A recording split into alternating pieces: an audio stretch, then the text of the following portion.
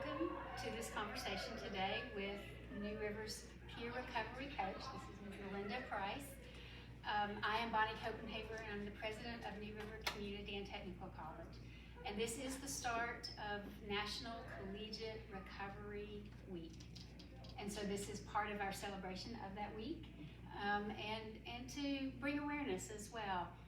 New River Community and Technical College is very aware of substance use, misuse, disorders, not only in our community, but for our students as well, and to be sensitive to their needs, because it is a real struggle that our students do go through.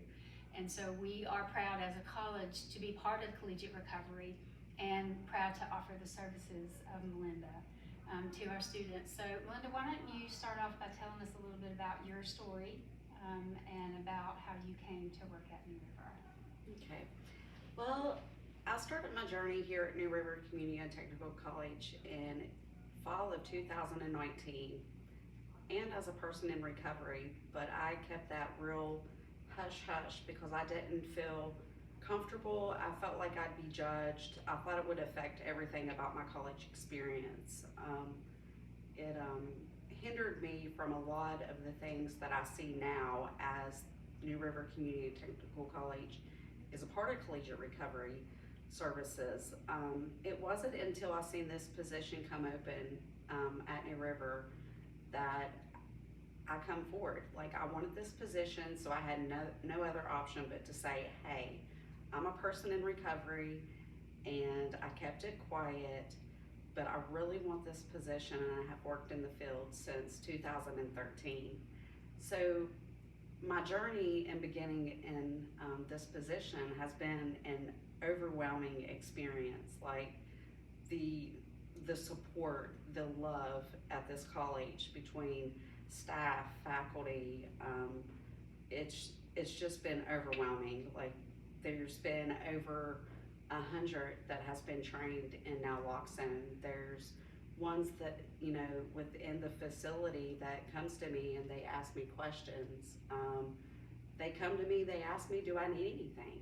You know, it's not anything that I had created in my mind that it was a negative, you know, response to being a person in recovery. I couldn't imagine being a student, being at New River, and being in recovery, you know, with all the support that is here.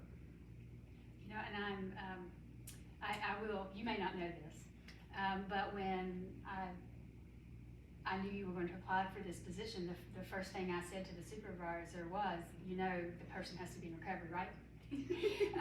Because I didn't know, you know, not necessarily that I would, but I started thinking about that a lot.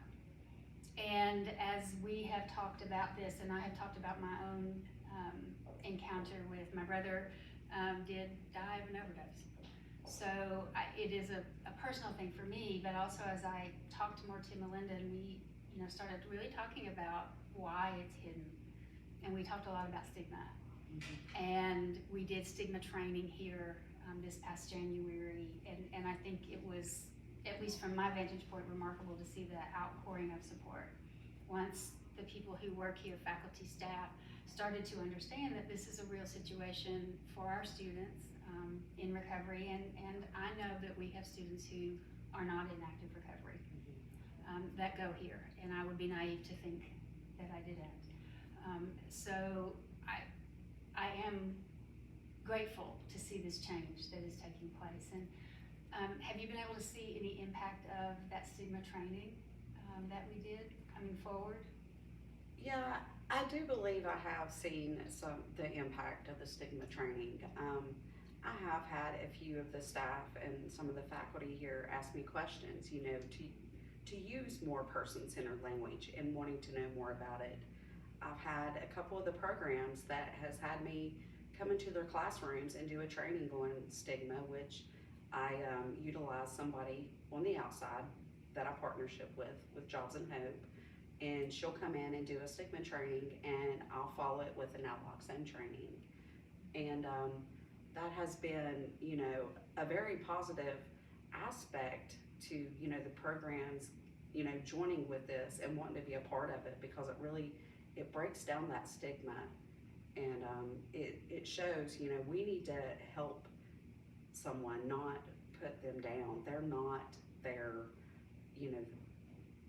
they're not confined by, a person that is still using or not using. Like, if they don't have help, they're not going to get better. We have to meet them where they're at. And I think that's part of what we're trying to do here when we talk about we have to love the students we have, not the ones we wish we had. And people do come with a variety of issues. Substance use disorder is probably one of the more severe issues that students do bring to us. And even perhaps employees as well. But we think mostly about our students when we're providing this service. And I know it's been so gratifying for me to watch and see the number of people that you have that we've trained across this campus, and people getting involved in the support groups that you provide. So can you talk a little bit about those support groups? I've started out with a recovery support meeting that is held on Wednesdays at noon, and it's where the students or anybody in the community can be a part of it. It's on Zoom. I have had a few to be a part of that weekly, and then weekly at 3 on Zoom I have a Naloxone training for anybody that would like to receive Naloxone trainings. Anybody in the community that would like to have Naloxone training, they can contact me. I can get them a Zoom link and get them trained as well. But something else that I've been doing is just random trainings. Like, if I see somebody that I have not had them in training yet, I ask them, do they want to go through the training, and I meet them right where they're at. I go into the community when I'm asked to do trainings. Staff, if I haven't been able to get them trained, I get them, then usually a couple more join them. I don't really have a whole lot left, with training within New River, for the Naloxone training. Everybody has been on board and interested, and that is, just the outpouring love that I have seen with Collegiate Recovery Services, and the whole introduction has been, amazing, and it's going to take all of us, to help with this opioid epidemic that we have going on in West Virginia. I've had the opportunity lately to do some campus tours with some people who have never been to campus. And one of the things that I've been sharing about, I point out, are Nalox boxes that are hanging all throughout the buildings that we have. And that is, I think, one of the things as well, aside from your position, you being able to have through Collegiate Network, Recovery Network, the Nalox boxes. We put 17 boxes up across our campus. And that includes all of our locations and every floor of every building that we have. And I've been sort of incorporated that as part of my tour when I've been taking some of these people around campus and showing them and have to explain what they are, what their purpose is, that we think of it like a fire extinguisher or an AED machine. It's there and we hope we never have to use it. But I think it is another great resource that we've been able to incorporate to keep our people safe. We've tried to hang them in strategic locations so that would be near, close at hand. And even if someone breaks into the box and takes the naloxone, no problem. That means you needed it somewhere else, and we're happy to do that. And grateful for the Collegiate Recovery for helping us get that. Is there anything that you want to share that we haven't talked about or touched on yet? Yeah, I would like to talk a little bit about the Collegiate Recovery Services, because it's very new, and some of the students, here still don't know about the Collegiate Recovery Services. Right. As students, we're not always the greatest at reading our emails. We say, oh, that doesn't, attain to me, so I don't need to read that. But I would love to see any of the students get involved in Collegiate Recovery Services, whether you are a person in recovery or just a person that would like to support others in recovery. The more that we get involved in this program, the more it's going to grow. And there's so much more than you think as, oh, this is just Collegiate Recovery Services. Well, this is our own culture on campus, and we can plan fun events, have activities. It doesn't have to be, a person has to choose, recovery over education, because education is so important into sustaining recovery. I know it was in my case. So if anybody would like to get involved, please just contact me.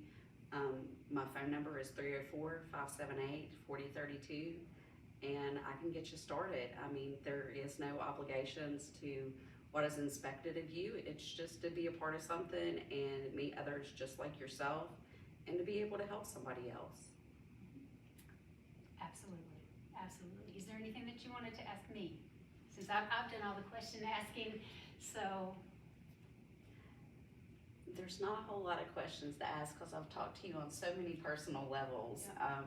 I remember the first personal conversation we had was in the restroom at graduation. Yes, we did. We were having a deep conversation about my stepson and, his impairment that he has. And I felt almost guilty then when we were talking, because I was keeping secrets about myself, and I felt like, do I really have to keep a secret? Because I feel like she would be a person that would support me in it. So, and then the more that I've been here, it's just, it's not what somebody, visions, that the president, the person above, and, it can be intimidating, but it's not that case here at New River at all. I'm almost speechless. And that is not, that's unusual for me, but I appreciate that, so much. And I want this campus to be open, and to be, or this college, I should say, not just this campus, that we are accepting of others, regardless of their situation. And because we all have situations, we all carry things with us, and sometimes the best thing to do is to set it down and not pick it back up again, and then move forward on our journey that we call life, lighter for that. And if this institution can be a part of that, then I am eternally happy and grateful and humbled to have been a small part of that. Absolutely. Now, moving forward, what are some of the things that you would like to see within Collegiate Recovery Services at New River on the growth? I think that I would love to be at a place where you have too much to do, and we need another one. And as we go forward as a college, formally planning, because right now your position is grant funded, and want to keep that consistency and that security, and work toward getting your position, maybe into the college budget as the grant is going to run out one day, to be able to plan, like I said, for maybe a second one, that we divide our location in half, and because we are a large service area, we are multi-campus, to be able to sort of divide it up that way. And I think the ability for more people to be able to reach out and participate in those recovery groups or whatever fun activity that you have, that going forward, students will know that it is okay to be in recovery here, and it is okay if you're not in recovery here, that we will help you, which is just as important as making sure that you're completing all your classes to get whatever certificate or degree that you're working on, that those two things do go together very closely, and that being in recovery and in education can be a very healthy place to be, and it can help keep you in recovery and strengthen that bond. And I want this place to be a place where that is understood by all, it is embraced by all, and that it is a trait and a mark of this institution that is living out the community in its name, by helping those who sometimes do get overlooked within our community. Well, I have enjoyed this. Yes. This has been a good conversation today, and again, thank you. If we had a live audience, I would ask you to clap right now for Ms. Price, and for all the work that she has been doing. And truly, if you watch this video and you do need help, or if your family member is in active addiction and you feel left out or need to help or need somebody to talk to about that, please seek her out because you will be helped. And thank you.